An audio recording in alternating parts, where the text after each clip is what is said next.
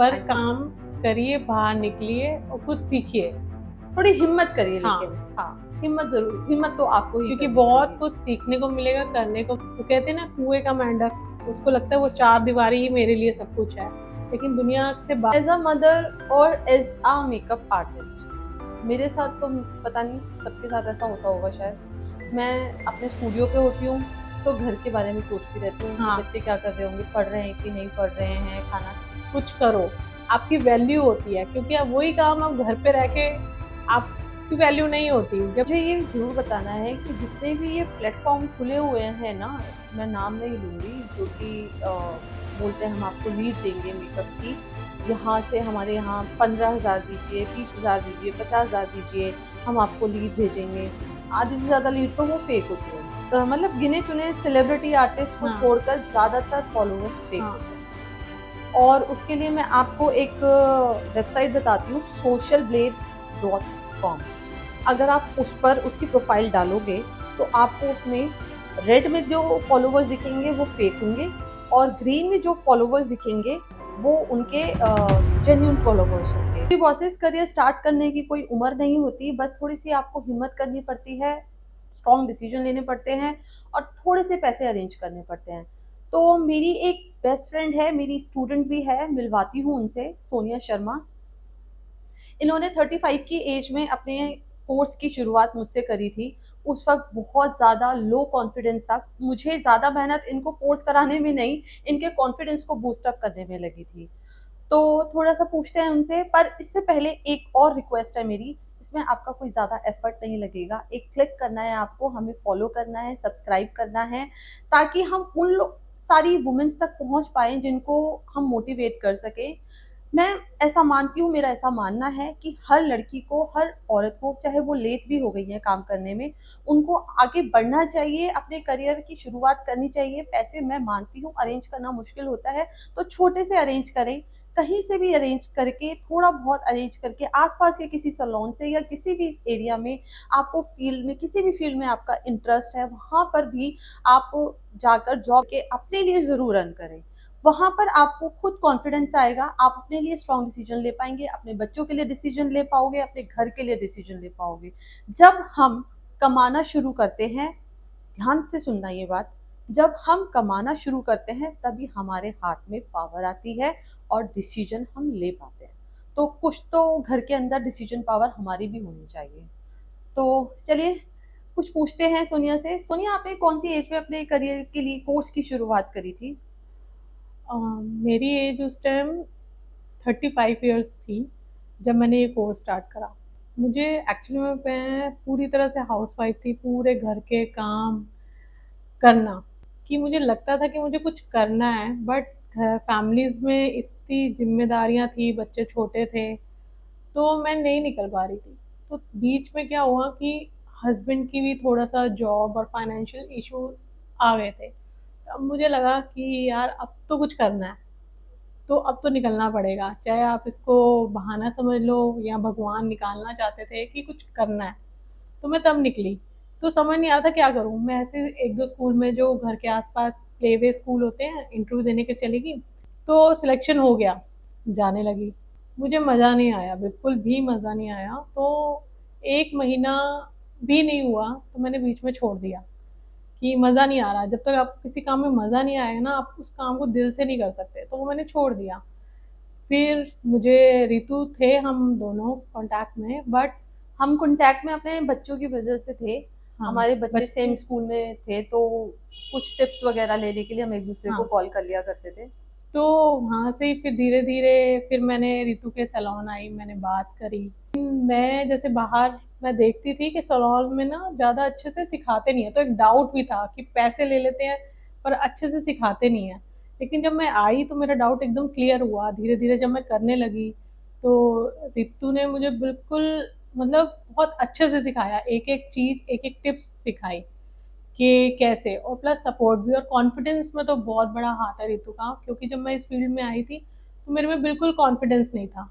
हर चीज़ में काम करने से थोड़ा सा डरना, झिझकाना कि कैसे करूँगी कैसे करूँगी, लेकिन रितु ने बहुत सपोर्ट किया इस काम में मेरे को। मुझे याद है आंसू ना सोनिया के यहाँ रखे रहते थे कॉर्नर्स पे ही। बिल्कुल। जरा सी कुछ गड़बड़ हुई और एकदम अंदर से बिल्कुल हिल जाना और आंसू बिल्कुल निकलने को बाहर आ जाना, एक दो बार तो निकल भी आए थे। तो वो जो लो कॉन्फिडेंस थी, ये एज एन हाउस वाइफ इतने साल अपने निकाले, लोगों को फेस करना बहुत मुश्किल होता है जब हम उनका काम करना शुरू करते हैं। तो जब तो वो चीज़ बिल्कुल ही अलग होती है, तब अंदर से डर होता है। और ज़्यादातर मेकअप आर्टिस्ट सिर्फ 8-10 दिन 15 दिन का कोर्स करा के आप लोगों को भेज देते हैं। प्रॉब्लम आपको मेकअप तो करना आ गया, क्या क्लाइंट हैंडलिंग करनी आई है आपको? क्या कॉन्फिडेंस आया आपके अंदर क्लाइंट हैंडल करने का? ये होती है। हाँ, ये बात मैं ऋतु के बिल्कुल एग्री करती हूँ, क्योंकि शादी से पहले बहुत टाइम पहले मैंने किया था, लेकिन बहुत गैप आ गया था, तो इतना अच्छा उन्होंने करवाया भी नहीं था। और मैं औरों से रिव्यूज़ लेती थी, अरे ऐसे सिखाते हैं, अरे ऐसे सिखाते हैं। और ऋतु के पार्लर में आने के बाद ये था कि ये क्लाइंट पे सामने मेकअप जब करती थी खुद, तो सामने हमें एज ए स्टूडेंट खड़ा करती थी। एक एक स्टेप देखो और जो क्वेश्चन है वो बाद में पूछो, क्योंकि फिर मेकअप करने में डिस्टर्बेंस होती है। और मतलब कि जो भी क्वेरीज होती थी उसके एक एक आंसर करना, ये नहीं, क्योंकि बहुत पार्लर्स में ना सीक्रेट छुपाए जाते हैं, पर यहाँ पे ऐसा नहीं था। ये ऋतु पूरे, अगर आपके डाउट्स होते हैं उनको क्लियर करती है।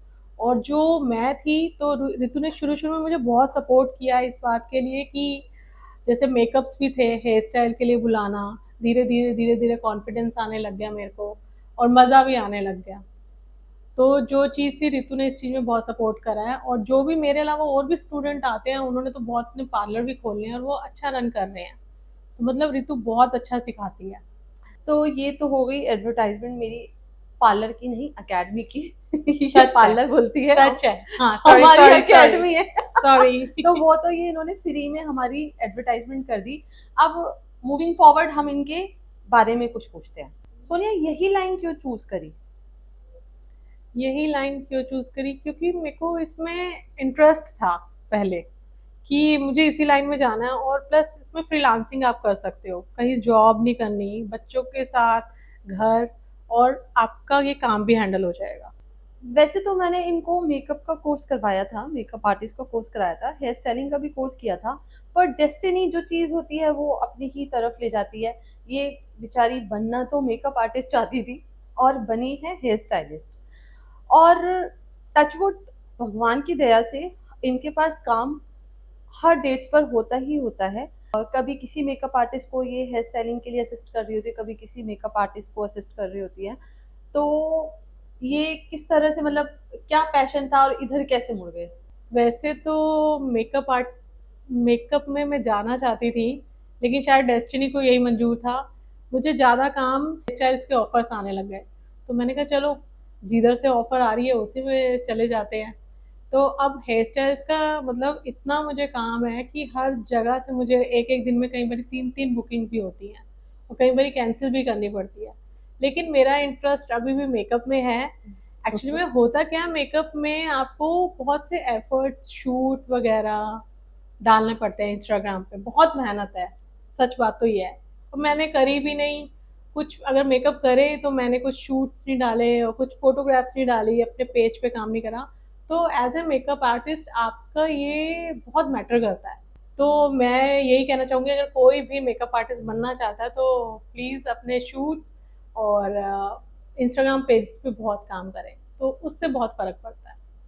तो मैं इसीलिए हेयर स्टाइल में भी चली गई। वैसे तो हेयर स्टाइल में भी शूट की जरूरत पड़ती है, पर लेकिन होता क्या है, मेकअप आर्टिस्ट जब हेयर स्टाइल करवाते हैं तो हाँ, साथ साथ हेयर स्टाइल का भी शूट हो जाता है और इनका काम उसमें हो जाता हाँ, है। Exactly, exactly. तो इस तरह से इनका भी पोर्टफोलियो बन हाँ, चुका है। फैमिली मैनेजमेंट और सपोर्ट कैसा रहा आपको? फैमिली मेंबर में सच बताऊँ, पहले शुरू-शुरू में तो ज़्यादा सपोर्ट नहीं था, लेकिन जब धीरे-धीरे उनको लगा कि ये कुछ कर रही है और अच्छा कर रही है, तो अब फिर उनकी तरफ से भी पूरा सपोर्ट है। अब तो 100% सपोर्ट है। और सच कहूँ तो सपोर्ट रितु का भी बहुत है मेरे को, क्योंकि शुरू-शुरू में इसने मुझे बहुत मेरी हेल्प करी है सपोर्ट करने में और कॉन्फिडेंस लाने में।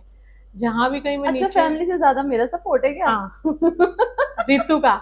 अगर मतलब एक इंसिडेंस हुआ था, तो अगर उस टाइम, सच बात है, तो मैं रोने लग गई थी। मैं पास सैलून में आई, तो मैं रोने लग गई तब मैं बताती हूँ हुआ क्या था। हम्म। स्टार्टिंग थी, मेकअप्स की। हाँ, कोर्स स्टार्टिंग अभी थी। स्टार्ट ही किया था, मतलब करा ही था, मेकअप करने स्टार्ट ही हुए थे। तो कहीं से बुकिंग आई, ये मेकअप करने गए। तो अब कई क्लाइंट होते हैं बहुत फंसी, ऐसे मैं तो नहीं कहूँगी कि मेकअप बुरा किया था। कई क्लाइंट बहुत फंसी होते हैं, तो उनको नहीं समझ आया, और क्योंकि कॉन्फिडेंस लो था, अभी इतना बूस्टअप नहीं हुआ था कॉन्फिडेंस, तो उन्हें भी समझ आ गया कि न्यू कमर है, तो उन्होंने भी ज्यादा कुछ बोल दिया था।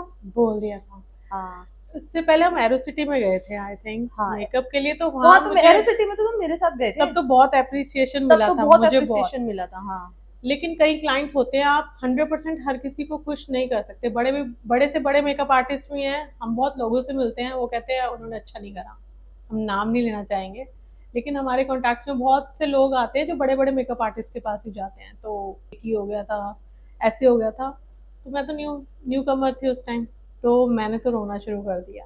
और मैंने उधर से पैसे भी नहीं लिए, और वो बल्कि पैसे पैसे क्यों नहीं लिए थे? नहीं, पैसे मुझे मुझे लगा कि क्लाइंट का काम अच्छा नहीं हुआ, तो उनको पसंद नहीं आया, तो मुझे पैसे भी नहीं लेने। बल्कि उनकी मम्मी उनको कह रहे थे कि आप पैसे ले जाओ, मैं कहा मैं नहीं ले आऊँ। और मैं रोते रोते घर पहुंच गई। तो उसके बाद तो मैं बहुत, सोचो, मैं गिव अप करने लगी थी कि मुझे अब इस फील्ड में नहीं जाना।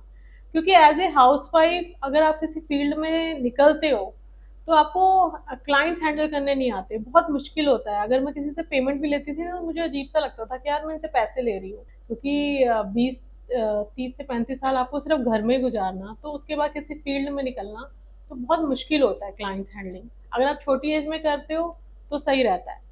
तो फिर क्या हुआ कि 2 3 दिन बाद मैं रितु के पास आई, मेरा रोना निकल गया और मैं बहुत रो रही हूँ। तो रितु ने मुझे उस टाइम संभाला।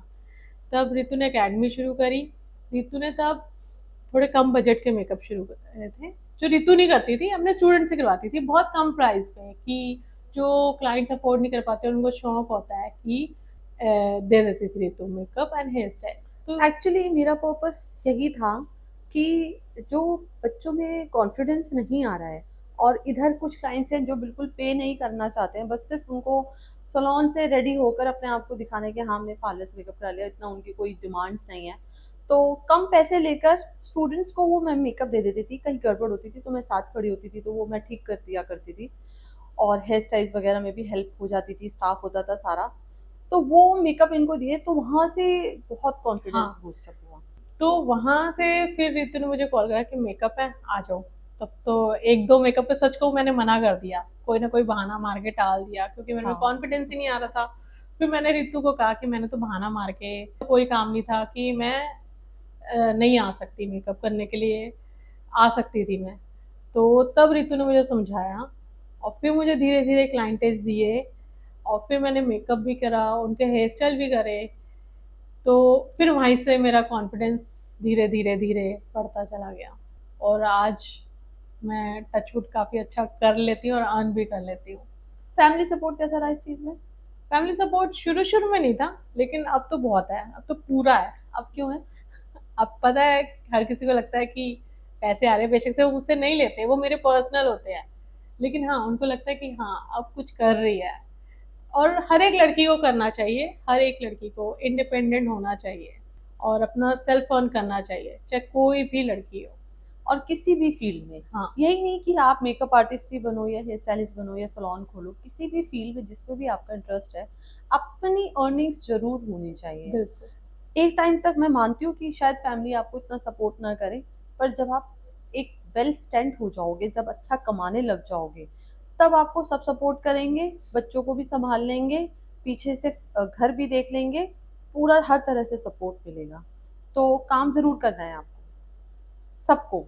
चाहे अगर पढ़ाई नहीं करी है, तो कुछ काम ऐसे भी हैं जो बिना किसी पढ़ाई करे भी हो जाते हैं, और कोशिश यही करो कि पढ़ाई जरूर करो, पढ़ाई ना छोड़ो अपनी। As an hair stylist Sonia, आजकल जो लड़कियां हेयर स्टाइलिंग की लाइन में आना चाहती हैं, आप उनको क्या सजेस्ट करोगे? हाँ, हर एक की वैसे तो अपनी चॉइस है कि किसको मेकअप में जाना है, किसको स्किन में जाना है, या किसी को हेयर स्टाइल में। सबकी अपनी चॉइस होती है, कि ये देखना चाहिए कि हमारा इंटरेस्ट किस में है। कि जैसे कि मैं अब हेयर स्टाइलिस्ट हूँ, तो मुझे भी लगता है कि चलो अब हेयर स्टाइल में ही अब चले गए हैं, तो इसी में बहुत अपना 100% दो। क्योंकि जगह जगह मेरे ख्याल लगता है कि 10 जगह गड्ढे खोदने से अच्छा कि एक ही जगह गड्ढा खोदो, और वही उसी में 100% दो आप।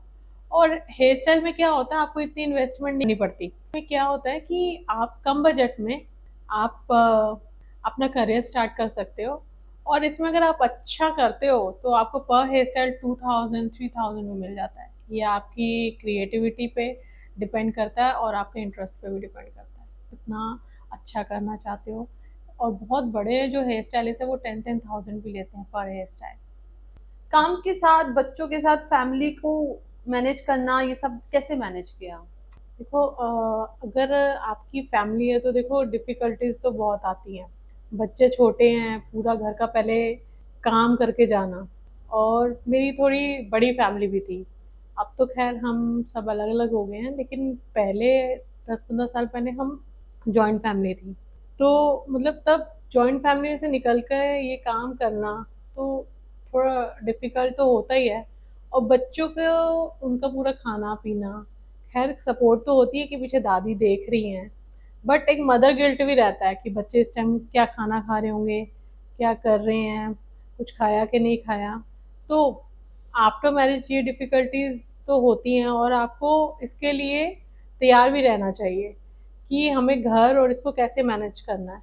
कि क्या होता है कि जब मुझे पता है कि मेरी बुकिंग है, तो मैं सुबह जाने से पहले रात तक का खाना बना के जाती हूँ कि पीछे से कोई दिक्कत ना हो। एज अ मदर और एज अ मेकअप आर्टिस्ट, मेरे साथ तो पता नहीं सबके साथ ऐसा होता होगा शायद। मैं अपने स्टूडियो पे होती हूँ तो घर के बारे में सोचती रहती हूँ कि हाँ, बच्चे क्या कर रहे होंगे, पढ़ रहे हैं कि नहीं पढ़ रहे हैं, खाना खाया या नहीं खाया। हालांकि सब कुछ मैंने मैनेज कर रखा है, हर चीज़ को मैंने मैनेज किया हुआ है। और जब मैं घर पे होती हूँ तो मैं सोच रही हूँ यहाँ पे एक क्लाइंट आया होगा तो ठीक से काम चल रहा हो, मैं जाकर देखूँ, क्लाइंट से बात करूँ। एक्चुअली में खुद जब हम होते हैं तो क्लाइंट को अच्छे से ज़्यादा हैंडल कर पाते हैं।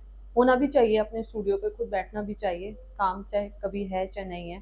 तो दोनों जगह मैनेज करना, घर पर स्टूडियो और स्टूडियो पर घर, ये दिमाग में जो चलता है ना, ये बड़ा मुश्किल होता है। ये तो मेरे दिमाग में भी चलता है। ये इवन कोई भी मेकअप आर्टिस्ट या हेयर स्टाइलिस्ट जो भी एज ए मदर कोई भी किसी भी फील्ड में होंगी तो ये सभी मदर्स के दिमाग में चलता है कि अभी बच्चे क्या कर रहे होंगे, क्या खाया होगा, क्या नहीं खाया होगा।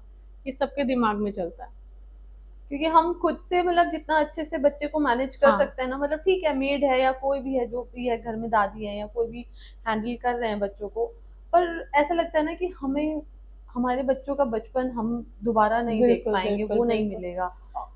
और क्या होता है कि फरवरी में हमारा काम मार्च में बहुत होता है एग्जाम्स और होते एग्जाम्स हैं। होते हैं बच्चों के, तो दिमाग उधर ही रहता है ओ कि वही बच्चे सबसे पढ़ रहे टफ हैं। होता सबसे है वो टफ, टाइम। क्योंकि हमारा काम तो देखो सीजनल है, 6 मंथ, हाँ, 6 मंथ।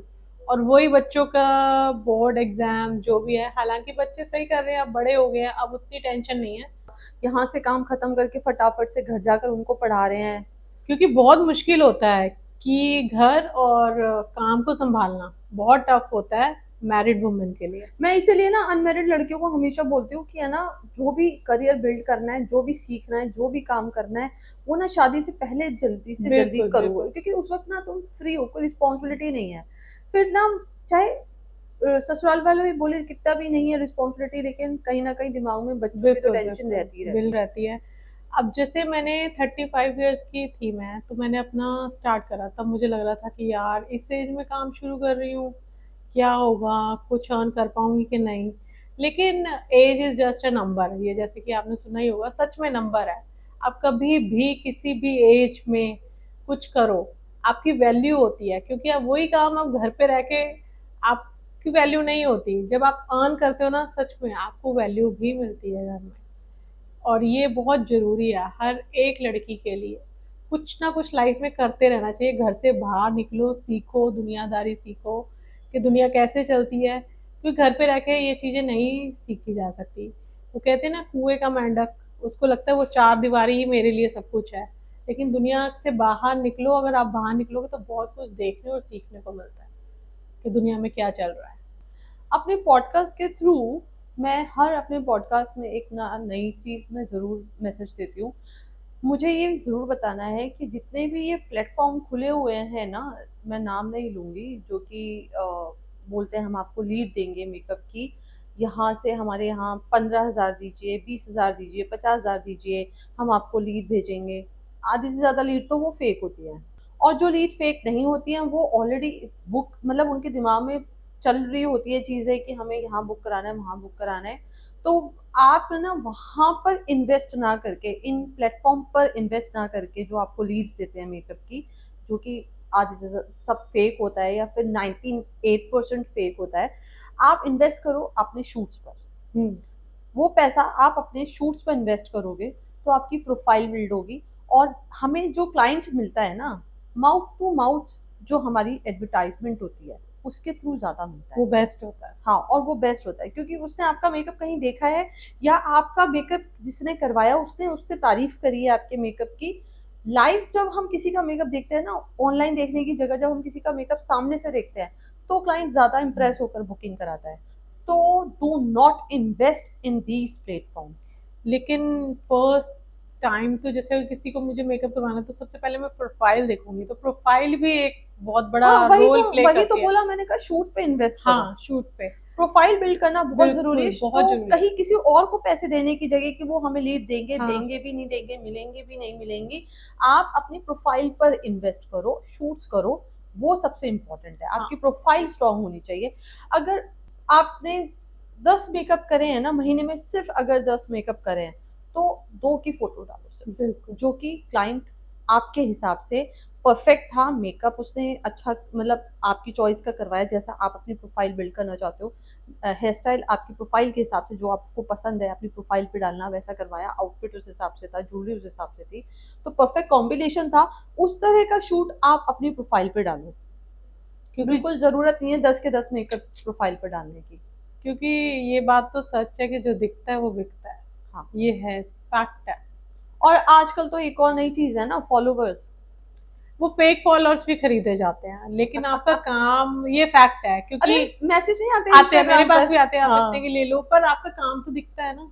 आपके फॉलोअर्स नहीं देंगे, वो साफ पता चल जाता है कि ये फॉलोअर्स खरीदे हुए हैं। कुछ मतलब गिने चुने सेलिब्रिटी आर्टिस्ट को हाँ छोड़कर ज्यादातर फॉलोवर्स फेक हाँ। होते हैं। और उसके लिए मैं आपको एक वेबसाइट बताती हूँ, socialblade.com। अगर आप उस पर उसकी प्रोफाइल डालोगे तो आपको उसमें रेड में जो फॉलोवर्स दिखेंगे वो फेक होंगे, और ग्रीन में जो फॉलोवर्स दिखेंगे वो उनके जेन्यून फॉलोवर्स होंगे। जो, अच्छा, ये ऐप है? हाँ, ऐप नहीं है, वेबसाइट है, अच्छा। socialblade.com। पता नहीं बहुत पहले जब मैं डालकर देखा करती थी, अब तो शायद ये पेड हो गई, आई डोंट नो पेड है कि नहीं है। पेड भी कुछ ज्यादा अमाउंट नहीं है, तो इस पर अगर आप जेन्यूनली अगर डालोगे ना तो आपको 90% मेकअप आर्टिस्ट का, मैंने डाल के देखा हुआ है खुद। अच्छा। हाँ, मैंने खुद डाल कर देखा हुआ है, 90% मेकअप आर्टिस्ट के फेक फॉलोवर्स हैं। रीच फेक बनवाते हैं, लाइक्स फेक होते हैं, और ये जो शेयर होता है ये फेक होते हैं, मतलब सब कुछ फेक करवा रखा है, सब कुछ उस पे एक एक चीज। आप यूट्यूब का भी देख सकते हो, आप इंस्टाग्राम किसी भी प्लेटफॉर्म का आप उस पर देख सकते हो। socialblade.com। आज की डेट में आप इस हेयर स्टाइलिंग प्रोफेशन को कैसे देखते हो, कैसे मोटिवेट करना चाहोगे, क्या बोलना चाहोगे? हेयर स्टाइलिस्ट में ये है कि आपकी क्रिएटिविटी वैसे मेकअप में भी होती है, बट इसमें मेकअप से भी ज्यादा मुझे लगता है हेयर स्टाइल में क्रिएटिविटी आपके टाइम पास। बहुत लगता है हेयर स्टाइलिंग में, मेकअप से ज्यादा। मेकअप हम हाँ 15-20 मिनट में कंप्लीट कर लेते एग्जैक्टली हैं, ये बात हेयर तो है। स्टाइलिंग में हमें एक एक 1.5-1.5 घंटा लग जाता है। पर अगर जिसका इंटरेस्ट होता है वो हेयर स्टाइल में जाता ही जाता है। कईयों का प्रोफेशन ही सिर्फ हेयर स्टाइल पे चल रहा है और वो बेस्ट हेयर स्टाइलिस्ट है। हम्म। क्योंकि इसमें क्रिएटिविटी, हाँ टाइम तो टाइम कंज्यूमिंग बहुत है, क्योंकि मैं भी खुद जाती हूँ तो मेकअप आर्टिस्ट दो मेकअप कर लेते हैं, और मैं वही अभी स्किन सॉरी हेयर प्रेप में कर रही हूँ कि before starting the hair style. तो इसमें यह है कि आप जितनी प्रैक्टिस करोगे आपकी स्पीड उतनी बढ़ेगी, और प्लस प्रैक्टिस पे सब कुछ डिपेंड करता है, आपका प्रैक्टिस। और एक और चीज मैं सोनिया की तरफ से ही बोल देती हूँ, इसमें इन्वेस्टमेंट भी कम रहेगी। आप हाँ कुछ कम प्रोडक्ट्स, कुछ स्प्रे बिल्कुल बिल्कुल के साथ और कुछ टूल्स के साथ, बिल्कुल ब्रशेज और टूल्स के साथ, मशीन्स के साथ आप अपने करियर की स्टार्टिंग कर बिल्कुल। सकते हो। और और मेकअप में तो आपको खुद ही पता है कि बहुत तरह के हैं, आप खुद ही मेकअप आर्टिस्ट हो, आपको और खुद ही शूट्स पता। आपको फ्री में मिल ही जाएंगे मेकअप आर्टिस्ट के साथ करते करते। ये तो है, ये सबसे बड़ा प्लस पॉइंट है क्योंकि जहाँ पे एक शूट मेकअप आर्टिस्ट का 15 to 20,000 में पड़ता है मिनिमम, और जहाँ आपको बढ़ाना तो आप बढ़ा ही सकते हो तो पेज। चॉइस आपकी है, मेकअप आर्टिस्ट बनना है, हेयर स्टाइलिस्ट बनना है, वो तो 100% आपके ऊपर ही डिपेंड करता है। पर ये सिर्फ हम इसलिए बता रहे हैं कि जो बच्चे इन्वेस्ट कम कर सकते हैं और उनको अर्न करना है छोटे लेवल से, तो वो इस लाइन में जा सकते हैं। तो thank you so much Sonia, आने के लिए, अपनी इतनी सारी चीज़ें हमारे साथ, हमारे व्यूअर्स के साथ शेयर करने के लिए। और आप लोगों का भी बहुत बहुत बहुत थैंक यू है। प्लीज़ हमें सब्सक्राइब करिए। मैं उन सारी लड़कियों, सारी वुमेन्स के पास पहुंचना चाहती हूँ जो कि स्ट्रगल कर रही हैं, घर में बैठी हैं, कोई काम नहीं कर रही हैं, वो अपनी लाइफ में आगे बढ़ना चाहती हैं। मैं कुछ लिंक दे सकती हूँ उनको जहाँ पे गवर्नमेंट हेल्प करती है। आप वहाँ से भी कुछ इन्वेस्टमेंट लेकर अपने काम की शुरुआत कर सकते हैं। और भी बहुत सारे तरीके हैं।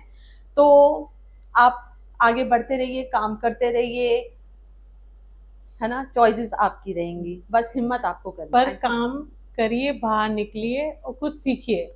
थोड़ी हिम्मत करिए, हाँ, लेकिन हाँ, हिम्मत जरूर, हिम्मत तो आपको ही क्योंकि करनी बहुत पड़ेगी। कुछ सीखने को मिलेगा, करने को मिलेगा, और प्लस आपका कॉन्फिडेंस बिल्डअप होगा। कॉन्फिडेंस हर एक काम को करने के लिए मुझे लगता है कॉन्फिडेंस बहुत मैटर करता है। और कॉन्फिडेंस और कॉन्फिडेंस तो प्लस मेरे को लगता मेहनत। है, कॉन्फिडेंस मुझे लगता है काम करते करते धीरे हाँ धीरे हाँ, गेन आ ही हो जाता जाता है। है ना? मतलब बट पहले ब्राइड पर कॉन्फिडेंस नहीं होता है, हाँ तो 10वीं 12वीं हाँ 20वीं हाँ ब्राइड हाँ, करते हैं तो कॉन्फिडेंस बिल्कुल। हमें आ ही जाता है। थैंक यू सो मच ये पॉडकास्ट देखने के लिए, अपना टाइम स्पेंड करने के लिए। Thank you, thank you, thank you, thank you so much. Love you so much. Bye. Bye.